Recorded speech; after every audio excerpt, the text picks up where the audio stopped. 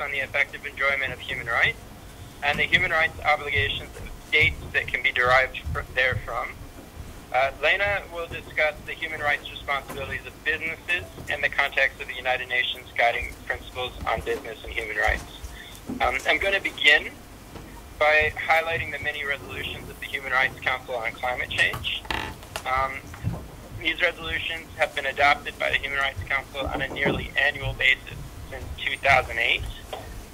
In the first such resolution, Resolution 7/23, the Council expressed concern that climate change poses an immediate and far-reaching threat to people and communities around the world, and requested OHCHR to prepare a study on the relationship between climate change and human rights. In the second resolution, 10/4, in 2009, the Council noted that climate change-related impacts have a range of implications, both direct and indirect, for the effective enjoyment of human rights, and that such effects will be felt most acutely by those segments of the population who are already in a vulnerable situation. I'm going to submit a larger statement in writing, but I won't read all of the resolutions to you, merely to say that there have been a number since then. And starting in 2014, those resolutions have also taken on an added element of asking the Office of the High Commissioner for Human Rights to focus on specific thematic areas. So the resolution 2627 emphasized the need for all states to enhance international dialogue and cooperation to address the adverse impacts of climate change on the enjoyment of human rights, including the right to development. It called for dialogue, capacity building, mobilization of financial resources, technology transfer, and other forms of cooperation to facilitate climate change adaptation and mitigation. It asked that the office put together a panel discussion focusing on food security and the right to development in the context of climate change. Resolution 29/15 asked the office to look at the issue of climate change and its impacts on the enjoyment of the right to health. Resolution 32/33 did the same thing for climate change and its impacts on the rights of the child. Resolution 35/20 looked at climate change and human mobility, including effective means of implementation for climate change mitigation and adaptation. And the most recent resolution of the Human Rights Council on climate change and human rights, number 38/4, which was adopted in July of this year, highlights that climate change directly and indirectly impacts the effective enjoyment of a broad range of human rights, including inter alia, the right to life, the right to adequate food, the right to enjoyment of the highest sustainable standard of physical and mental health, the right to adequate housing, the right to self-determination, the rights to safe drinking water and sanitation, the right to work, and the right to development. They called upon the office to organize a panel discussion and draft a study on gender-responsive climate action for the full and effective enjoyment of women's rights. The Council has also regularly addressed the issue of the impact of climate change on human rights in the context of its work on human rights in the environment. For example, Resolutions 1611, 1910, 2521, and 2811. These resolutions make it clear that climate change is a human rights issue. And in the course of carrying out the mandated reports, panels, and activities on this subject, OHCHR has clearly articulated both the impacts of climate change on the effective enjoyment of human rights and the human rights obligations of states in the context of climate change.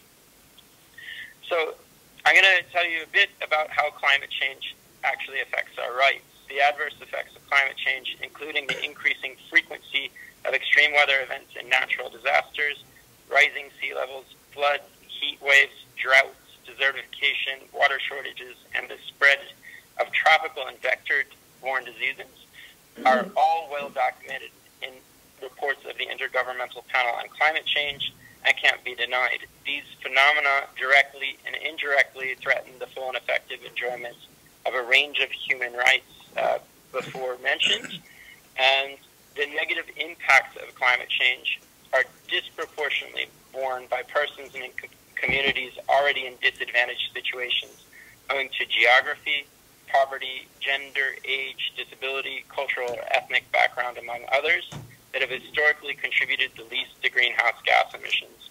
In particular, persons, communities, and even entire states that occupy and rely upon low-lying coastal lands, tundra and Arctic ice, arid lands, and other delicate ecosystems in at-risk territories for their housing and subsistence face the greatest threats from climate change. This is clearly unjust. It's not going to be possible for me to provide a comprehensive analysis of all the human rights impacts of climate change in my remarks today.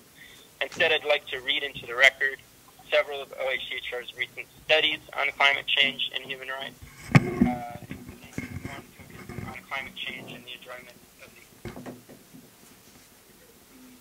32/33, climate change and its impact on the enjoyment of the rights of the child, A/HRC/35/13, and climate change, human rights, and human mobility, A/HRC/38/21.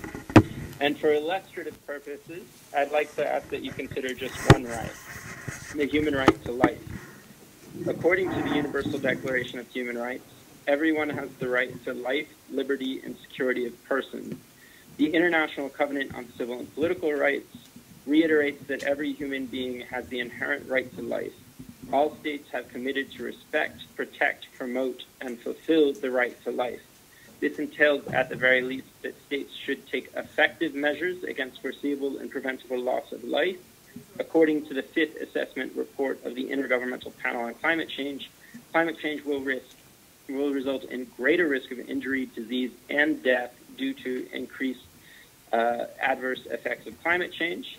And the World Health Organization has estimated that between 2030 and 2050, climate change is expected to cause approximately 250,000 additional deaths per year from malnutrition, malaria, diarrhea, and heat stress alone. The most recent Intergovernmental Panel on Climate Change report on 1.5 degrees makes it clear that the impacts of climate change will increase substantially according to the magnitude of planetary warming experienced.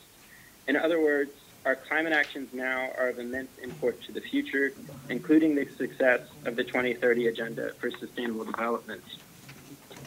It is for this reason that the Human Rights Committee, in its recent general comment on the right to life, stated that environmental degradation, climate change, and unsustainable development constitute some of the most pressing and serious threats to the ability of present and future generations to enjoy the right to life. Implementation of the obligation to respect and ensure the right to life, and in particular life with dignity, depends inter alia on measures taken by state parties to preserve the environment and protect it against harm, pollution, and climate change caused by public and private actors. Increasingly, the right to life has become the subject of climate litigation. In the Urgenda case, a Dutch appellate court found that inadequate state action to mitigate climate change breached government obligations with respect to the right to life under Article 2 of the European Convention on Human Rights. In the pending case of Friends of the Irish Environment versus Ireland, the UN Special Rapporteur on Human Rights and the Environment has issued a statement on the human rights obligations related to climate change, with a particular focus on the right to life. It is clear from these examples that the impacts of climate change on the effective enjoyment of the human right to life are real, and that in at least some cases they are justiciable. Indeed, the Charter of the United Nations, the Universal Declaration of Human Rights, the International Covenant on Economic, Social, and Cultural Rights, and the Declaration on the Right to Development all make clear that the human rights obligations of states require both individual action and international cooperation. Under these instruments, states acting individually and collectively are obligated to mobilize and allocate the maximum available resources for the progressive realization of economic, social, and cultural rights, as well as for the advancement of civil and political rights and the right to development. Failure to adopt adequate measures to prevent ongoing and foreseeable human rights harms caused by climate change breaches this obligation. States must therefore take measures to mitigate climate change and prevent its negative human rights impacts, to ensure that all persons, particularly those in vulnerable situations, have adequate capacity to adapt to changing climatic conditions, and to take all necessary regulatory and policy measures in order to mitigate the contribution of business actors, private and public, to climate change and ensure respect for human rights. OHCHR's key messages on human rights and climate change further highlight the essential human rights obligations and responsibilities of states and other duty bearers and their implications for climate change-related agreements, policies, and actions in order to foster policy coherence and help ensure that climate change mitigation and adaptation efforts are adequate, sufficiently ambitious, and non-discriminatory. It is now clearer than ever that these human rights obligations should inform climate action, including the implementation of the Paris Agreement under the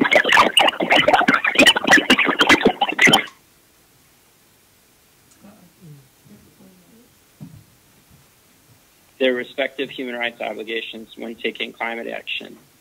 Now, having introduced the human rights impacts of climate change and some of the resulting human rights obligations of states, I'd like to turn to my colleague to discuss the climate-related responsibilities of businesses under the UN Guiding Principles on Business and Human Rights.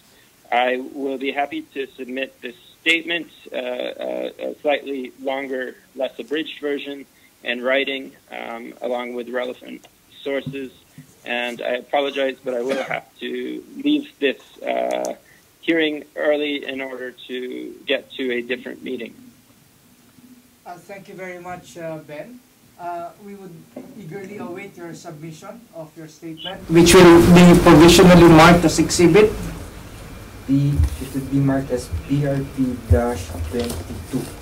To be marked as PRP-22. Now we can proceed to listening to Lena Wendland. Thank you again, Ben. Great, thank you.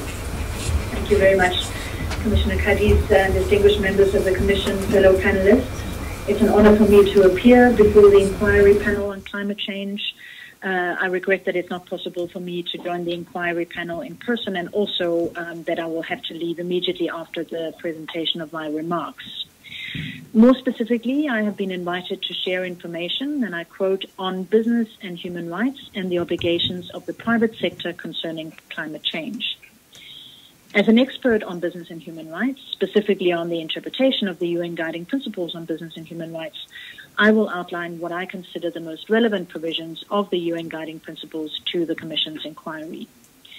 As a disclaimer, I should stress that I will frame my remarks in general terms and will not pronounce on the responsibility or legal liability of specific companies or groups of companies.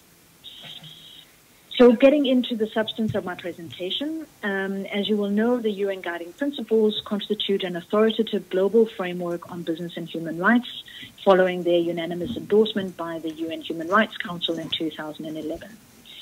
The Guiding Principles comprise 3 pillars: the state duty to protect, the corporate responsibility to respect, and access to remedy. The 3 pillars are mutually reinforcing, setting out a framework of distinct but complementary duties and responsibilities of states and business enterprises, respectively, while also maintaining the focus on the rights of those whose human rights have been adversely affected by business activities to an effective remedy. While the Commission's inquiry concerns the responsibility of the so-called carbon majors for the adverse impact of climate change on human rights, I would recommend that the Commission considers the full spectrum of the UN Guiding Principles and not just focus on Pillar 2. The first pillar, Pillar 1, the state duty to protect, the first foundational principle of this pillar reads, states must, and I emphasize must, protect against human rights abuse within their territory by third parties, including companies. This requires taking appropriate steps to prevent, investigate, punish, and redress such abuse through effective policies, legislation, regulations, and adjudication. The must in this paragraph, in this principle, UN Guiding Principle 1, is one of the only 2 musts in the whole document, and it reflects that the duty of states to protect against human rights abuse by third parties is founded on existing international legal obligations that all states have under the various human rights treaties that they have ratified. So this is not a voluntary provision. This is, in fact, a provision that restates existing legal obligations of states. The operational principles elaborate on the general state regulatory and policy functions that should be deployed to prevent harm, and introduces the notion of a smart mix of measures, national and international, mandatory and voluntary, to foster business respect for human rights. When contemplating its recommendations,